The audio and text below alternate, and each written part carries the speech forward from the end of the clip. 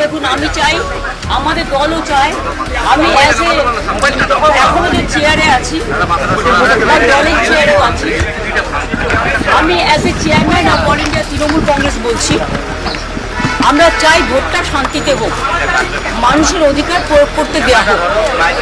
কিন্তু বিশেষ করে কতগুলো অবজারভার নিয়ে আসা হয়েছে বিভিন্ন জায়গা থেকে এবং অনেক পুলিশ অফিসার নিয়ে আসা হয়েছে যারা বাংলাকে বোঝে।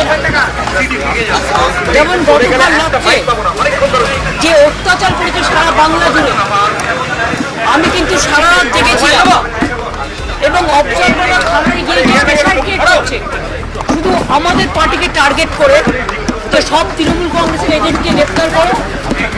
ব্লক প্রেসিডেন্ট, আমার ইউথের ব্লক প্রেসিডেন্টকে সকালেও অ্যারেস্ট করেছিল, আমাকে যাদের চেতনায় যেতে হয়েছিল, থানায় আমি যাইনি, ববি গিয়ে ছাড়িনি। এইভাবে বাবাইয়ের বাড়িতে কালকে রাত্রিবেলা, বাবাই এটা 17 নম্বর ওয়ার্ডের কাউন্সিলর, এত পপুলার ছেলে এই এলাকায়, তার বাড়িতে গিয়ে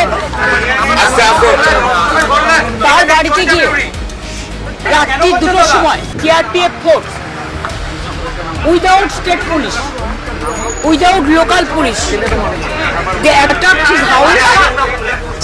এবং ওর বউ একা বাড়িতে ছিল বাচ্চাকে নিয়ে। ওর বউ যখন বলেছে বাবাই বাড়িতে নেই, সত্যিই ছিল না, পাখির কাজে অন্য জায়গায় ছিল, তখন ওদের বাড়িতে লাঠি চাঠি মেরে ওর ফোন কেড়ে নিয়ে বলেছে যেন বাবাই যেন কোনো কাজ না করে।